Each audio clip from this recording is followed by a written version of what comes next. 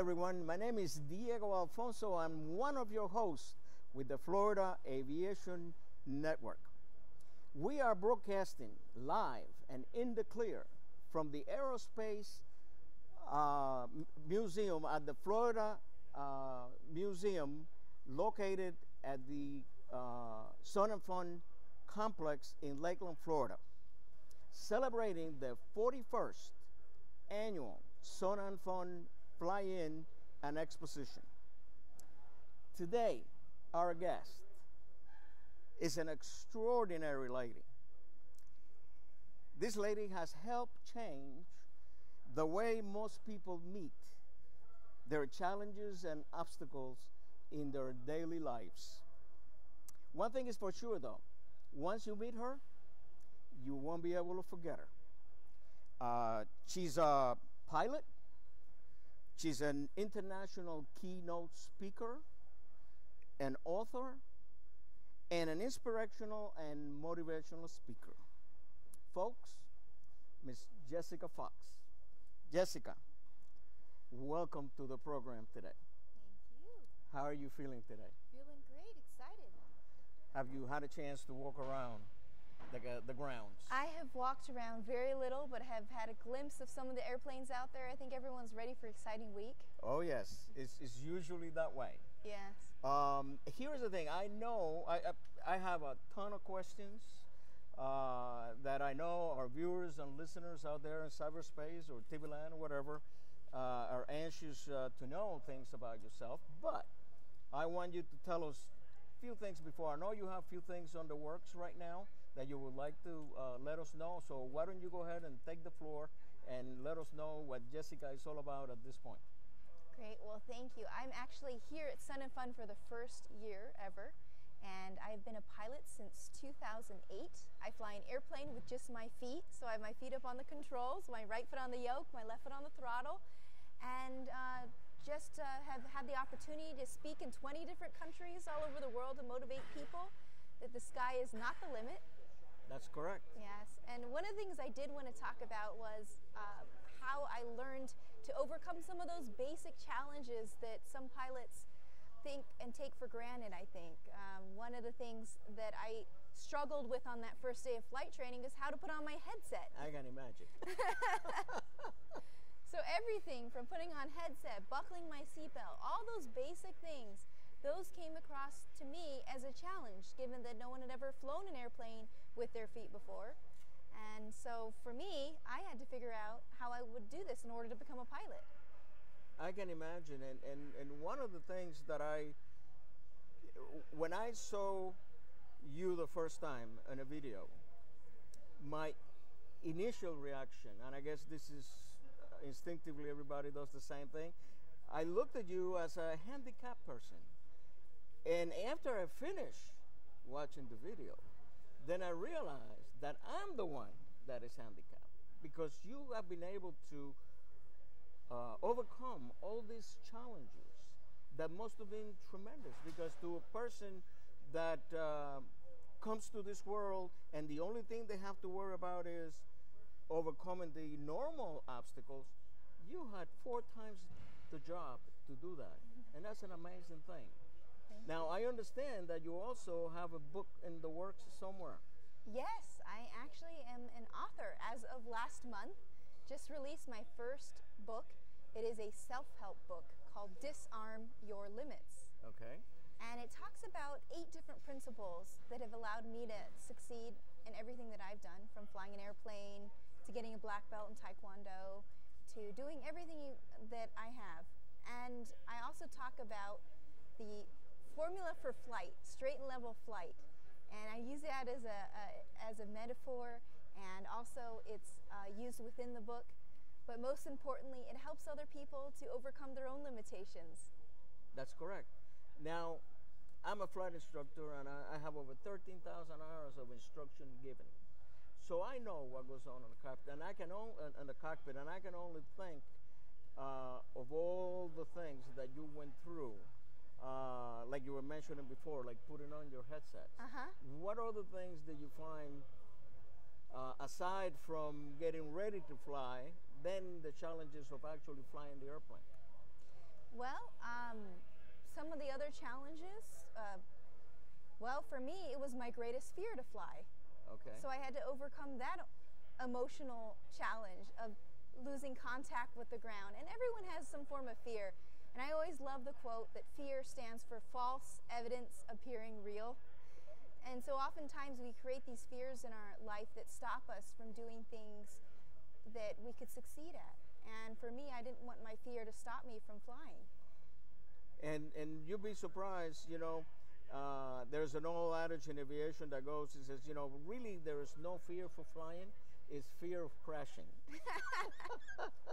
So appropriate. But no, but there are people that are afraid of heights. In addition to that, so that's a double whammy right there. Yeah. Now you also, I understand the airplane you fly is an air coupe. Can you tell us something about that? The Air Coupe airplane, this is the 75th anniversary this year of the Air Coupe. It is the only airplane that doesn't have rudder pedals. So because it has two less controls than most other airplanes, I'm able to keep my right foot on the yoke and my left foot on the throttle, and that's all I need to do. I take my right foot off the yoke once in a while to control radios or change the altimeter or do any of that, but for the most part, it's two less controls to handle. It's all interconnected. Yes. The ailerons and the rudders are interconnected. But still, I mean, it's a handful. It's a really an airplane that regardless of no rudder, it's still you have to fly that thing. Yes. Just like any other airplane, you know. Now, it also in my notes I have here that you are a black belt. Can you tell us about that? I started Taekwondo when I was 10. It was something my mom decided to enroll my sister, brother, and I in. And the instructor had the challenge of what to do about the hand movements, the punches, all the movements you do with your hands and arms. And he decided that he would substitute those with kicks. So essentially I did everything all the other students did, but instead of doing, say, a front punch, I did a knee strike. Everything you can imagine, there was some substitution for every movement in Taekwondo. So it was an own kind of modified version of Taekwondo without the use of arms and hands. That must have been challenging to be able to compete, you know, in that way. Now, I also understand that you were able to meet the Pope, I understand. Can you tell us a little bit about that? Well, in 2011, I received a Guinness World Record medal for being the first woman to fly an airplane with just my feet. And I had this medal, I received it in Milan, Italy. I traveled with my family in a train to Rome, and we went and did some sightseeing. And one of the sightseeing things, we stopped at St. Peter's Square at the Vatican. And right there during the papal blessing, I offered up my Guinness World Record medal to Pope Benedict, and he accepted it, and he appreciated it. So I know now that it's being well preserved somewhere in the Vatican. That is great. Now, there is a question that I have that I just want to know. I believe your website is rightfooted.com. Yes. There's got to be a story, if you can tell us, there's got to be a story behind that. So, okay. Could you please let us know? Well, I'm very right foot dominant, and you'll see when I put on this headset, just as an example, because I am right-footed, so the website's called rightfooted.com, and just like learning how to put on my headset, I did this all with one foot, grabbed a hold of one side of that headset, used my chin and shoulder to hold the other side, and just like that, put on my headset. After 2 broken headsets, though, I have to admit, it took 2 broken headsets to figure out how I should do this. Well, that's amazing. That is definitely amazing. So the story of the right-footed comes because you're right side dominant. Do everything with my right foot. Exactly. Now, in terms of where are you heading? Well, before we get there, I want to ask another question. And I guess I'm interested more on the piloting side of the thing. What was the first thought? In other words, when was it that you said, I'm going to be a pilot? I mean, talk us through that process. The first time I had the opportunity to go up in a small airplane. I'd never been in a small airplane. I'd been on many commercial flights, but never in a small plane. And when I went up on that first flight, I was absolutely terrified because, as I said before, it was my fear. Right. And I decided, well, I'm going to just say a prayer, make sure that I had that I didn't let this stop me. And I went up on my first flight to my first international keynote speech, and that was going from Tucson to Mexico. And when I was up there, the pilot in command, his name was Bill, he asked me if I wanted to try to have my right foot on the Can yoke. I take this from you? Sure. Sure. Thank you. And I put my right foot on the yoke just like this. And for the first time, I experienced what it was like to have the feel of an airplane right there between my toes. And I was hooked. You know, they say that you catch the bug, Exactly. or, you know, that saying. And that's exactly what happened to me. I said, I want to become a pilot. And that was where it all started, in a Cessna airplane. That's amazing. And that was going from Tucson Tucson to Sonora. to Sonora in Mexico. Mm-hmm. Now, and what's next now for you? What are your plans? Where is Jessica going? I am going to finish this book as far as getting it out to as many people as possible. It was printed last month. Okay. And if anyone's interested, they can go to my website, which is rightfooted.com, and take a look. I'm getting my book out there. Next, I'm going to continue with flying and inspiring the world and speaking in as many countries as possible. Of course. Yeah. And it's amazing, you know, I think that we're born, we need that. We need that kind of motivation because once I heard someone say that we're born champions, but then something happens in the process where we start losing confidence in things and everything else, and then by the time you get out there, you're really not that confident. And what you have proven is just tremendous amount of willpower and conviction, and to overcome these things. So, what will be your message, if you can say to our audience, our listeners and viewers, what would be a magic sentence or a magic word that you would say to them in order not to, or in order for them to overcome those challenges? I would say embrace your differences. Use your challenges and obstacles that everyone has. Everyone is not exempt from having some form of challenge or obstacle, and use it to the best of your ability, and don't give up. Exactly. Now, here in Sun and Fun, what are your plans while you're here in Sun and Fun? I'll be going out around, maybe taking a couple flights up. That would be awesome. And just visiting, sharing my book, speaking to wannabe pilots as well as pilots who already have many hours, and sharing with them my journey of flight training. I see. Now, let's go back to the flight training. During the flight training, because now I'm interested in this, which was the procedure or maneuver that you were most concerned about, or the ones that you figure was the one that was a hard nut to crack? The hardest task when it came to flying was landing the airplane. Okay.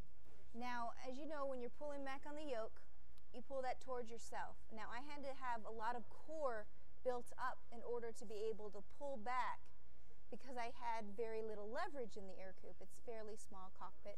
Right. And pulling back at the same time while also having my left foot on the throttle. That was quite the task for me, just because I don't normally pull it back on anything in that direction. So I had to kind of build up that strength to be able to safely maneuver the yoke and fly the airplane down to the runway. And that was very critical. It's just safely handling the landing segment. Right, the flare. The flare. That's it. Trying to flare the aircraft at the proper time. Exactly. And any other maneuver or procedure that you were? That was the most challenging thing, landing that airplane, flaring. Okay, well, you have the floor now, and you can say whatever it is you want to say to our viewers and listeners. Okay. So feel free to take the floor and say anything you want to say. Okay, well, one of the other challenges that I remember having to work with on the first day of flight training was learning how to buckle up the seatbelt.